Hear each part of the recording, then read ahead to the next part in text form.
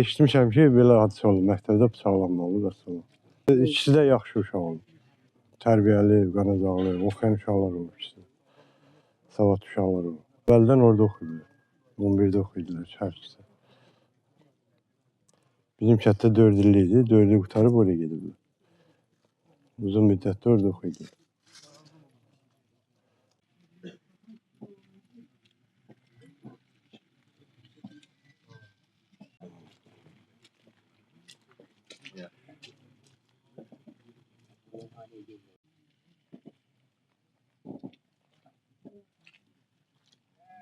Yok, çölden çık.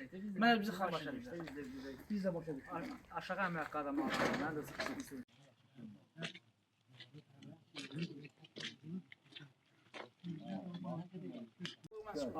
Sen çölden çık. Kaç edelim? Ben de buranın işçisi. Kaç edelim şöyle. Kaç.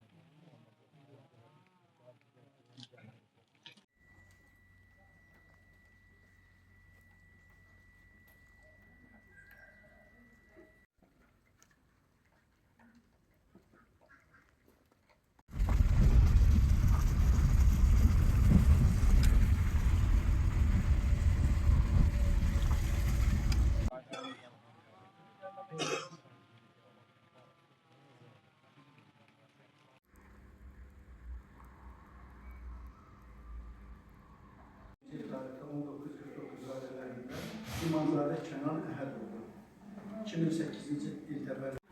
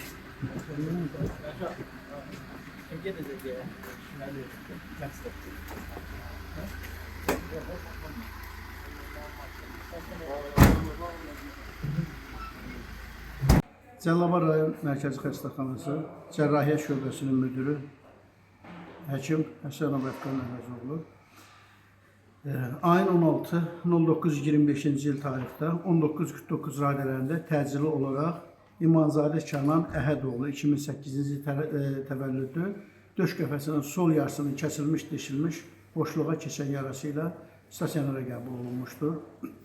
Xəstəyə baxıldı və təcili cərrahi əməliyyata verildi. Torakotomiya olunduqdan sonra xəstənin ürəyin sağ mədəciyinin kəsilmiş, deşilmiş yarası ürəyin tamponadası aşkarlandı. Ürək yarası tikildi və sonradan aparılan bütün səylərə, reanimasyon tədbirlərə baxmayaraq xəstədə 13-10'da ölüm halı qeydə alındı.